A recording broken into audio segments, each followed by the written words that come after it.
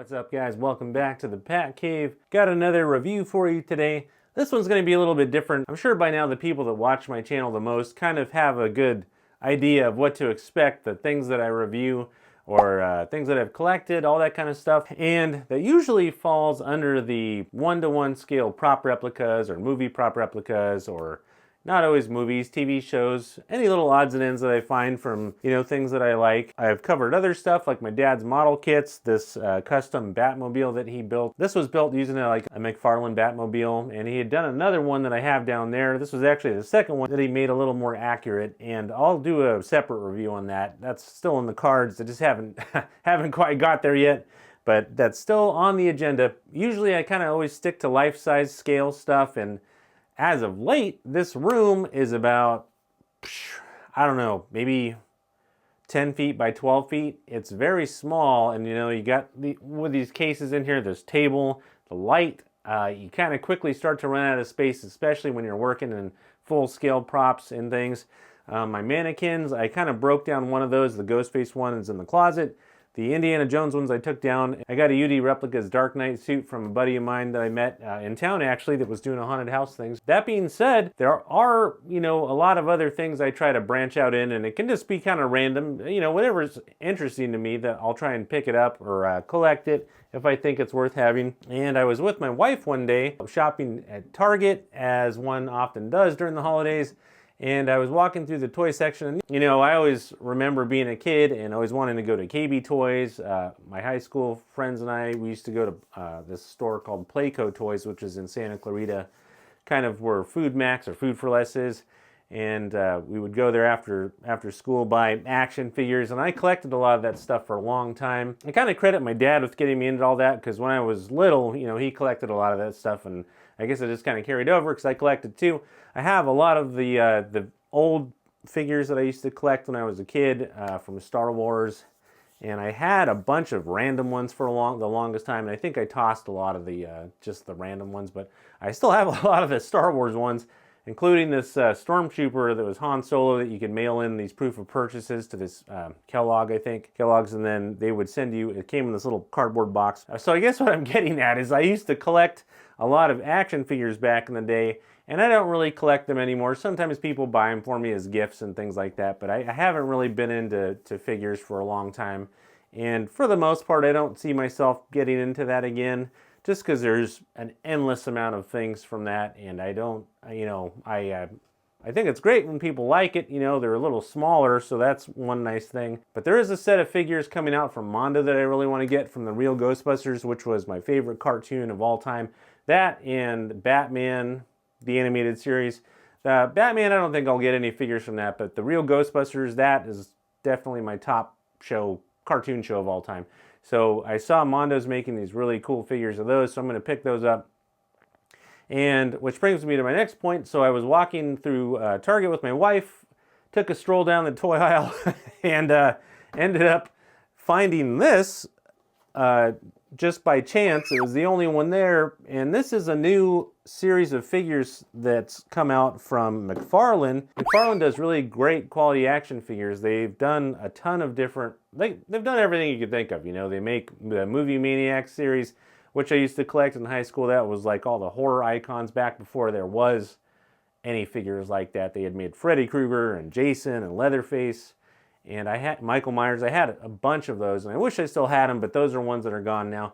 And like I said, I don't know if I have room anyways if I did have them. I had kept them all in the box, a lot of them, and just kind of stored them. Mcfarlane has just released these Batman Returns figures. While Max Shreck wasn't high up on my priority list, I saw this, and it was the only one that was there. I guess, they've released Batman, they've done Catwoman for this series. They've got Batman, we've got Catwoman, Max Shreck, the Penguin, of course, and then I think there was a penguin with that giant duck mobile car, whatever it is. They did that, and they had done, a bunch of the penguins, I think, in a separate set. I don't think they've done the Red Triangle Gang, I think it was called, but I think a lot of people have their fingers crossed for that.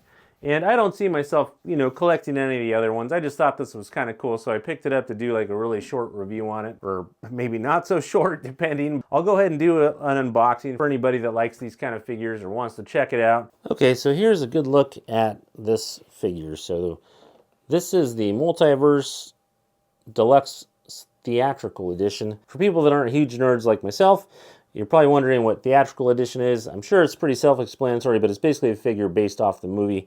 And back when these toys came out a long time ago, they didn't really have ones that looked a whole lot like the film versions. Batman especially had a million different variations and variants, and they just never really seemed to look a whole lot like the film. I'm not sure why that was. I guess because they were more aimed at kids and they didn't want to just give you this black figure. But here's a good look at the side packaging. And ages 12 and up. 22 moving parts. It has this really cool sort of foil metallic lettering on the side. And here's a good close-up of the way the window looks. It has back behind him an image of the city, and there's also a little playing card in the back there, which I'll show you a little bit later. And then Mcfarlane Platinum Edition. There's a sticker right here. And Multiverse Max Shreck. And I think what happened was, based on what I was reading about behind the scenes, is that the original villain, I think, of this movie was supposed to be the mayor, Harvey Dent, from the first movie, which we all know was the actor that played Lando from Star Wars, but for some reason they ended up not going that route, and Max Shreck, I believe, took over that role instead. Let me go ahead and grab a knife, cut this box open. So let's go ahead and pull that out of there. And inside here, you've got a little stand down there. You've got the card on the back. And this is a piece of cardboard. It just slides out of the inside. And you got the stand right here. There's the card. I like when figures come with these little stands too, which is kind of nice. Because a lot of people, these are mainly meant for adult collectors from what I understand. So they usually just display them on their shelves, kind of like I do with all my props back here. But here's a good look at the figure. And this is the head where he gets electrocuted by Catwoman, of course. And they did a really good job on the sculpts on these, but I'll go ahead and take this out of here so you can see it. Okay, so I removed them from the box. This is what you get. Now, as far as sculpts go, I think they pretty much nailed Christopher Walken on that one. He looks just like he does in the movie. He even has these huge eyebrows, which is pretty accurate. They got his suit down with the stripes, classic Tim Burton, black and red and gray. This coat that he's wearing is molded like this, so it kind of looks like it's blowing in the wind, but it's actually really soft and flexible, so you can move it around. Articulation, arms go out all the way to the side. This one's a little looser than this side. Probably just needs to be broken in a little bit. And there's joints in both arms so that they can flex a little bit like that. Kind of like the old G.I. Joe action figures from back in the day. His hand also turns. You can twist that around. And I would say this is a pretty solid entry into those action figures. These, I think I was talking to a friend of mine about the pricing now for these kind of toys. Back in the 90s or the early 2000s, I want to say you could get something like this for maybe $20 to $25. Now this is closer to, I believe this was about $35. And it makes sense. It's a deluxe figure. I don't really know personally what's so different about this deluxe figure, because a lot of the other figures in this similar multiverse line seem to be about the same size and the same detail.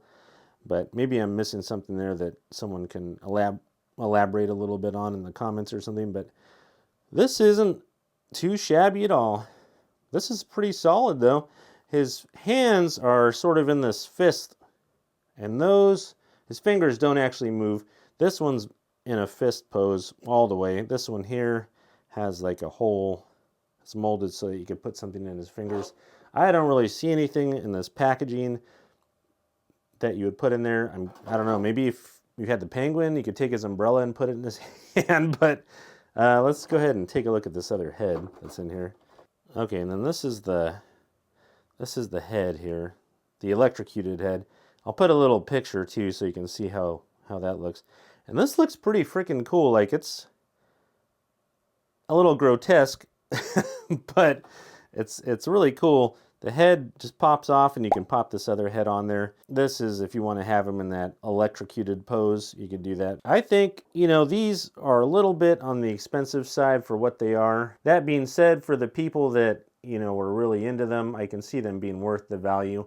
For someone like me that, you know, it'd be cool to just get a set of them and throw them on the shelves. I couldn't see myself paying that much for each one, just merely for the fact that I'm not an action figure collector per se. For the people that do, you know, I can definitely see it being worth it. And, you know, the presentation's great. They got this really cool metallic blue foil. They got all the stickers on here. Comes with a stand with the extra poster. Definitely worth it, you know, to the right person. I think I'm just not that audience myself. I will say too that the other figures looked even cooler, you know, just merely for the fact that they're a lot, you know, they're the more popular characters. Batman himself, the Penguin, Catwoman's always a personal favorite, Michelle Pfeiffer. I don't think anybody's ever going to top her. Anyways, thanks for coming to check out this short little video on Max Shreck from Mcfarlane Toys. And keep an eye out. I'm going to try and grab a couple of the real Ghostbusters Mondo figures, so I'll probably do little reviews on those as they come in, as I'm able to get them. They're a little bit on the spendier side. Even compared to this, I will catch you guys next time. Have a great weekend.